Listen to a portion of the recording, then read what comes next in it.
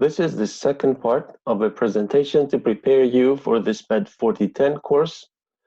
And in this part, I am going to say a few general things about what statistics is.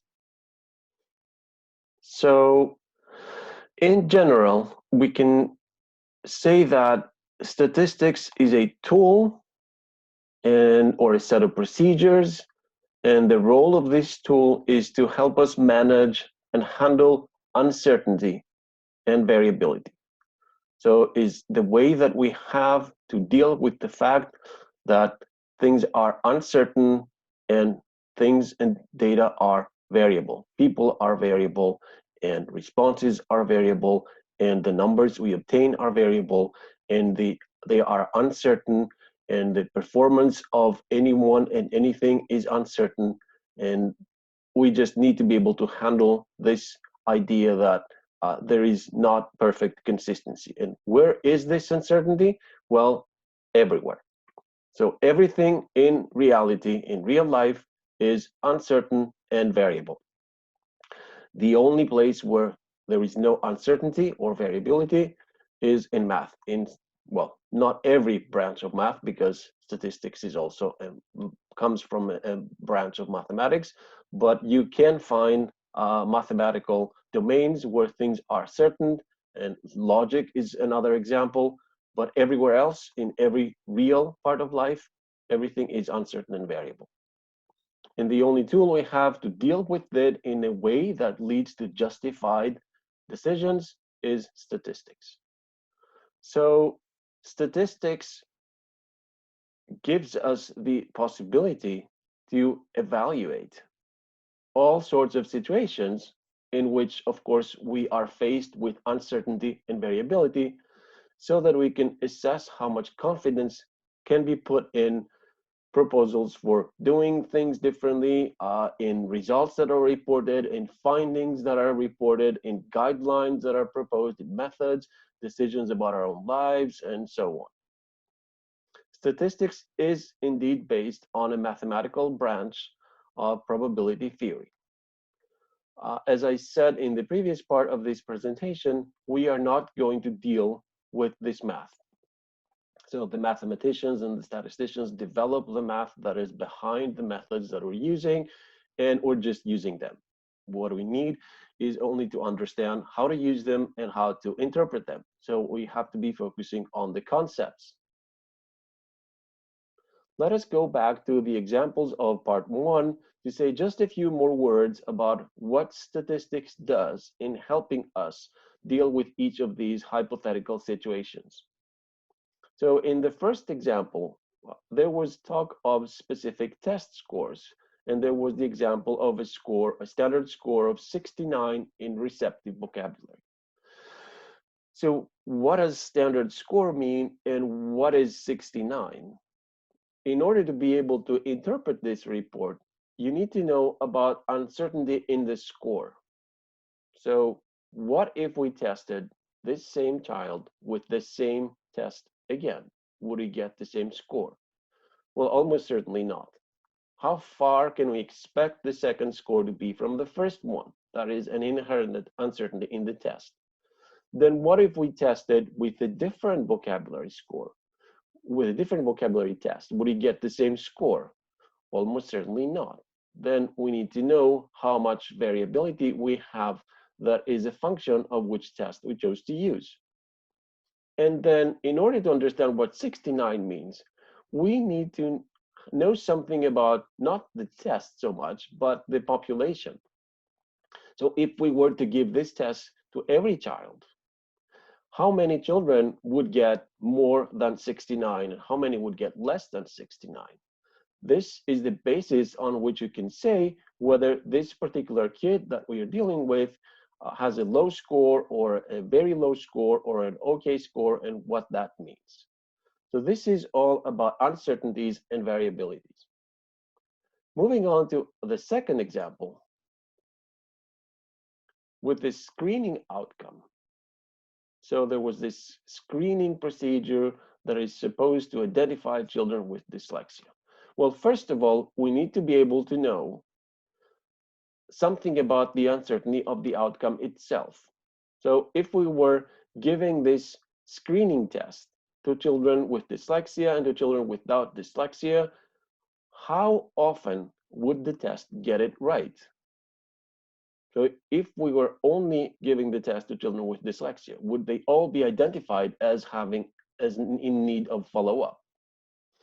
If we were giving this test to children without dyslexia, would the test always say these kids are okay, they don't need a follow-up for dyslexia? So false positives and false negatives are very important, and that has to do with how well the test is performing. But that's not the whole story. Again, we need to know something about variability in the population. So what if we are screening for something that we expect about 5% of the population to be identified, like dyslexia? Or maybe we might want to identify maybe 10% if we want to be able to help children who are kind of in the gray zone. There are other kinds of tests where we need to identify people who are much rarer. So in medical conditions, we may want to have screening tests for something that occurs in one person every 1,000 or every 10,000. So very rare conditions. How do screening tests perform in such cases? So this is an issue about the variability of the population that combines with the uncertainty issues about the test itself. And only when we understand both can we interpret results from this screening test and be able to decide whether we should use it or not, taking into account all the pros and cons of it.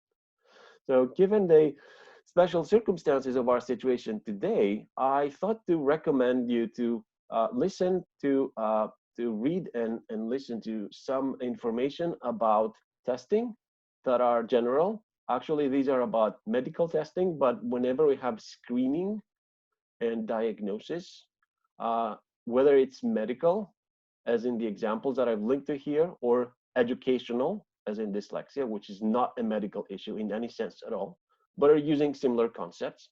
We're using concepts like screening, we're using the concept of diagnosis. So these kinds of concerns come up, and you can check out these linked sources. These videos are very short, they're a few minutes each, so you can see the kinds of concerns that I'm talking about and how they must be understood in order to be able to interpret findings of screening tests. In our third example, we had an announced intervention, which was said to be highly effective. Now, this is a very contentious issue, and in order to decide whether this is worth adopting, you need to understand what a research study like the one in this hypothetical example, what such a research study shows. And this is counterintuitive, because what you first need to understand is what happens when you're sampling a group of individuals from a population. So here, remember, this was an announced intervention for difficulties in math. So there was a study of kids who received this intervention and improved their math skills as measured by a test. So the hypothetical researchers who did this, they picked 10 kids to run the intervention on. And this only makes sense if we assume that what they find with these 10 kids can be valid to generalize over the whole population of children. Now, I didn't tell you in the example if they chose 10 children with difficulty or with a little difficulty or with a lot of difficulty or just 10 random children. Right? That's a kind of information about variability that I didn't give you, and that is critical to interpreting the test. But there is also the more general effect. So if you have a large population of hundreds of thousands of children and you pull out 10 of them, and then you pull out a different set of 10, are you going to get the same answer from your two samples? Probably not. How different can the answers be? This is very important because that helps you evaluate how much trust you can put into the answer from any single sample. So every study has one sample, but the way to interpret it properly is to think, what could I expect if they had another sample? So understanding variability among different individual children, and therefore among different samples from the same population, is critical in being able to guide us to interpret findings such as these of intervention. Can we assume that a different sample of children would also improve in their math skills? And then how much would each child improve? To say that they improved on average by 15% could mean that some children improved by 30% and some children didn't improve, or that some children really improved very much and some children even got worse. So you can't know by just having an average estimate of improvement in a single test. So there are all these issues of uncertainty and variability that go in that you really need to have in the assessment of whether this kind of intervention is worth adopting or not. Moving on to the fourth example, that was the one where you had an idea about an intervention and you tried it on 20 kids, and 13 of them improved and 7 didn't. So the question is, was this a good idea? Now, again, this is a little counterintuitive, but to answer this question, the first thing you would do from a statistical point of view is not to go and study your intervention, but is to try to understand whether this kind of difference should be thought of as unexpected. So is it unexpected to get 13 out of 20 to improve? Is it unexpected by chance? What does it mean by chance? By chance means if nothing is really going on. So if I have 20 kids, I measure them on some skill that's of interest to me for my work, and then I do nothing. And then I measure them again on the same skill. So there will be some random variability that will depend on the reliability of the test. So the kid will not get the same score on both assessment time points, and therefore some of them may get a higher score in second time, some of them may get a lower score. This is completely normal and expected, and you shouldn't be surprised by it. So if you got 13 to have a higher score the second time and 7 to have a lower score, would that be weird if nothing happened? So if that would be weird, if that would be unexpected, then it means, well, if intervention got me to that point, then maybe it's a good one. But if getting this difference by complete chance, by just redoing the test, is not unexpected, then, well, you can't say very much about the intervention. It doesn't sound so promising after all. So the critical idea here is chance. Imagine you flip a coin 20 times and you get heads 13 out of these 20 times, not in a row, but just any 13 of them. And of course, the other 7 are tails. Is that impressive? Is that unexpected? Or is that completely normal and not remarkable in any way? So if you don't find 13 heads in 20 flips impressive, why would you find 13 improvements in 20 kids impressive? That's the way statistics goes kind of in around in a counterintuitive way of thinking to highlight the role of chance. And why is the role of chance important? Because everything is uncertain and everything is variable. And that we know for certain, that everything is uncertain. Okay, that sounded a little strange. It actually is true. So if we know that everything is uncertain, then we have to learn and tune our intuition to appreciate what counts as unexpected, surprising, or remarkable. And that's where we see the value of things possibly having made a difference. Because if something is unremarkable, then we have no reason to think that something made a difference. So if you got the coin to come up heads 13 out of 20 times, you wouldn't think someone is tricking you. You wouldn't think this is a strange coin. A fair coin with a 50-50 chance of heads and tails will pretty normally come up 13 or so, or 12 or 10 or 14 times out of 20 heads, and you wouldn't be worried. If you got 19 out of 20 heads, then you might be worried. Like, what's wrong with this coin? This is going to be strange. But 13, well, not so worrisome. Well, then maybe you shouldn't be so impressed by this fictional intervention in this example. So going back to a more general description of what statistics does based on some intuitions hopefully drawn out of these examples, what statistics does for you is to give you procedures by which you can calculate results. Of course, it also gives you a way of thinking to what kinds of things you should be calculating to get your answer.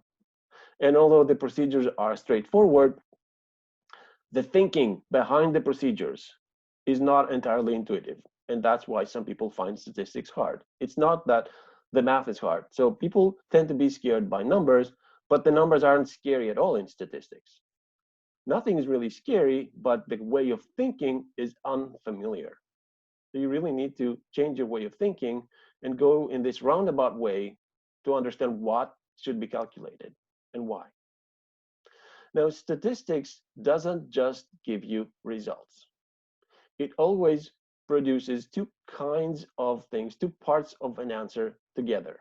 That's part of doing a statistical calculation. You get an estimate and you get a confidence that's associated with this estimate. So for every answer you get out of statistics, you also get the degree of certainty associated with it. How much can you trust the answer? And that's the real strength and asset of statistics. That's why we use it. We don't use it to find the number that's our answer. That's not really very informative because that doesn't tell us anything about the uncertainty associated with the answer. So if the answer is 2, but could be anything between 1 and 3, that's very different from a case in which the answer is 2, but could be anything between 0 and 20. So the first answer is much more useful. We know it's about 2. The second case, if it's 2, but could have been 0 or could have been 20, that's not really a useful answer. So that's what statistics does for us. Gives us a number and the confidence associated with that number. And the confidence is actually given in the form of a range.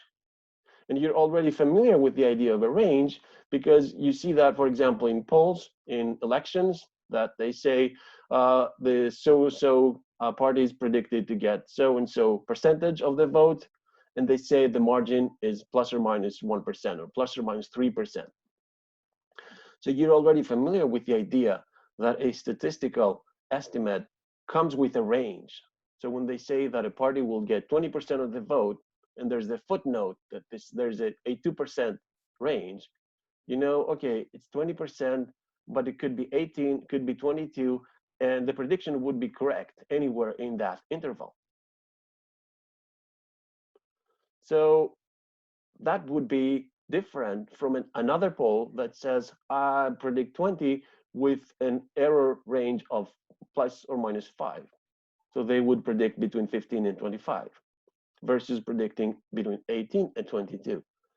So the two polls are clearly of different value, which means statistics gives you a sense of a likely answer plus a sense of how much you can trust that. And this is usually expressed as intervals. So an interval is a range of values that are likely.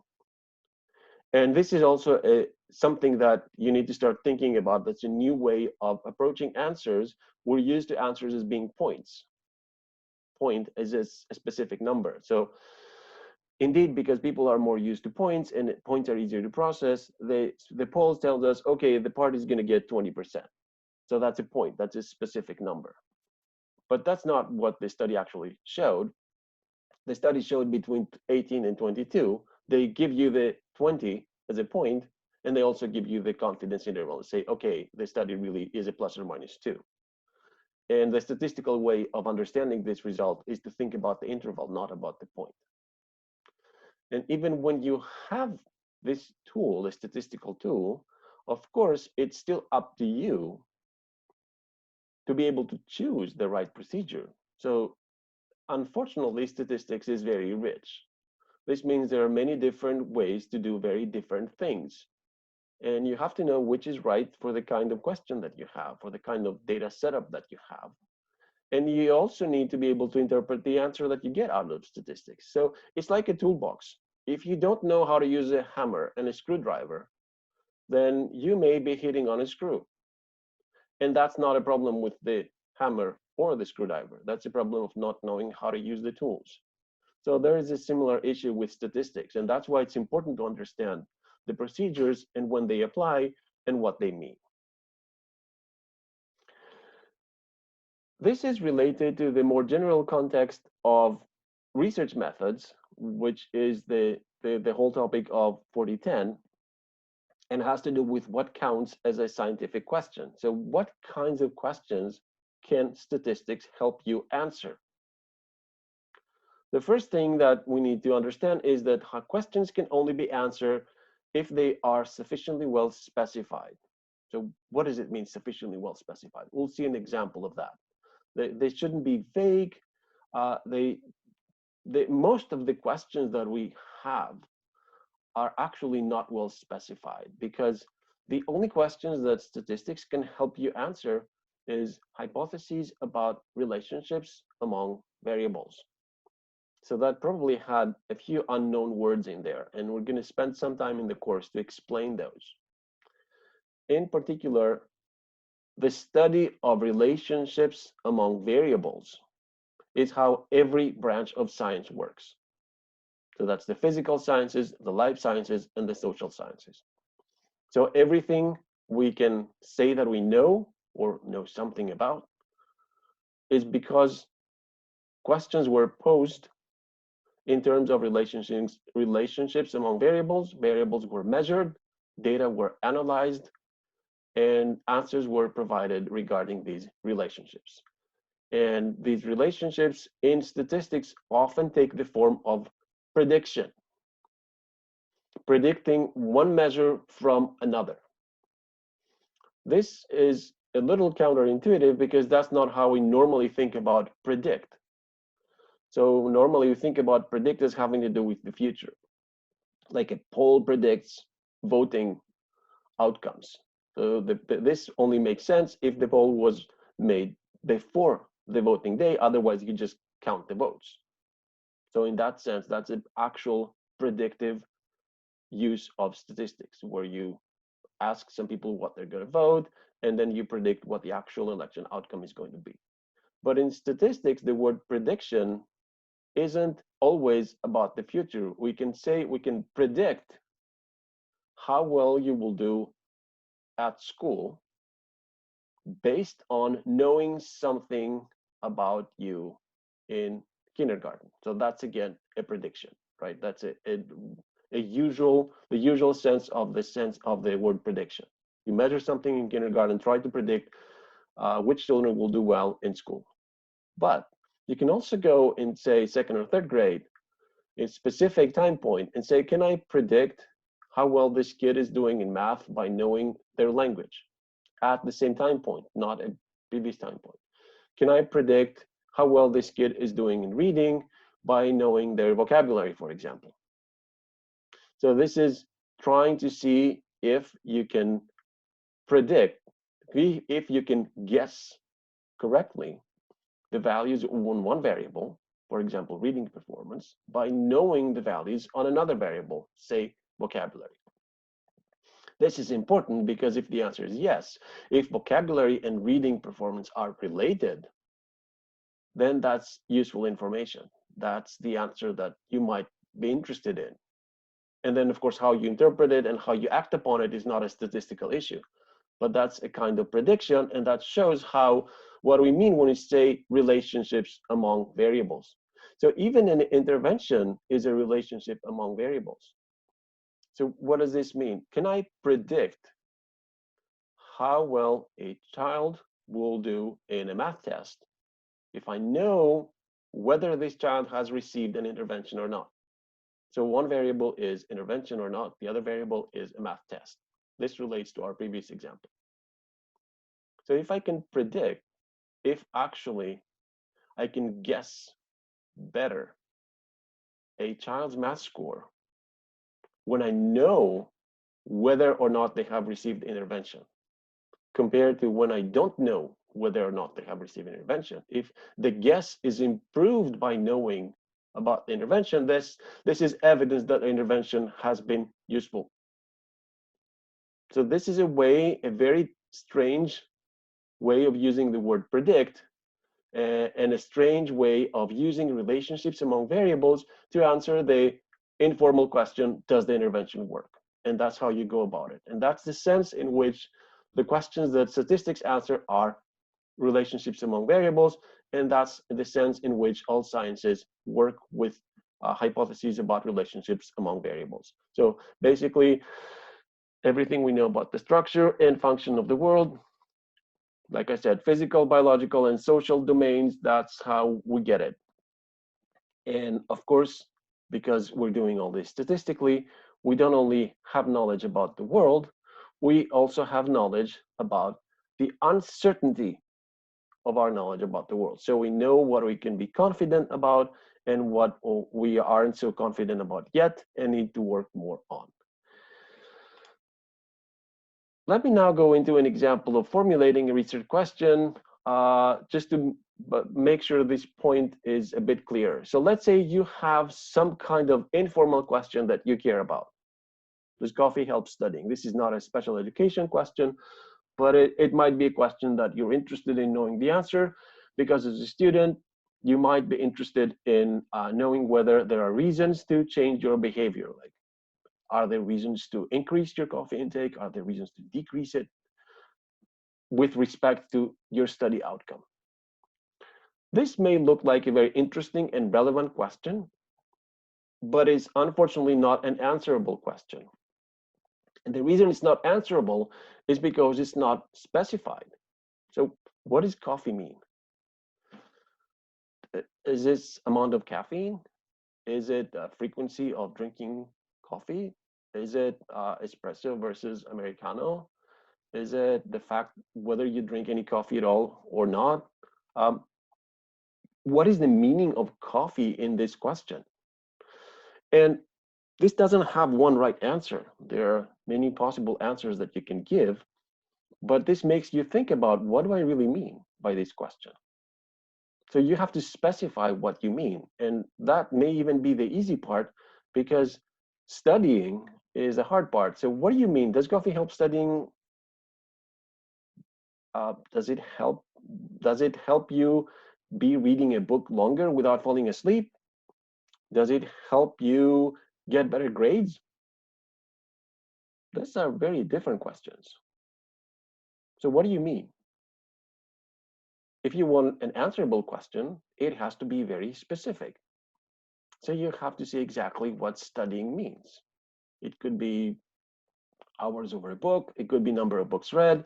It could be classes that you got a passing grade on. It could be your average grade in an exam. It could be your average grade over your entire study period. It could be a lot of things. They're not wrong, but you have to decide.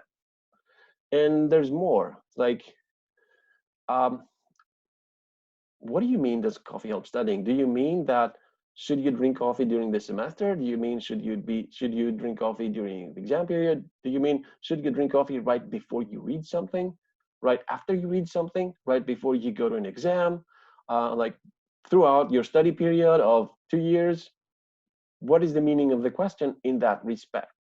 Well, there's lots and lots of details that need to be specified before this interesting informal question becomes an answerable scientific question.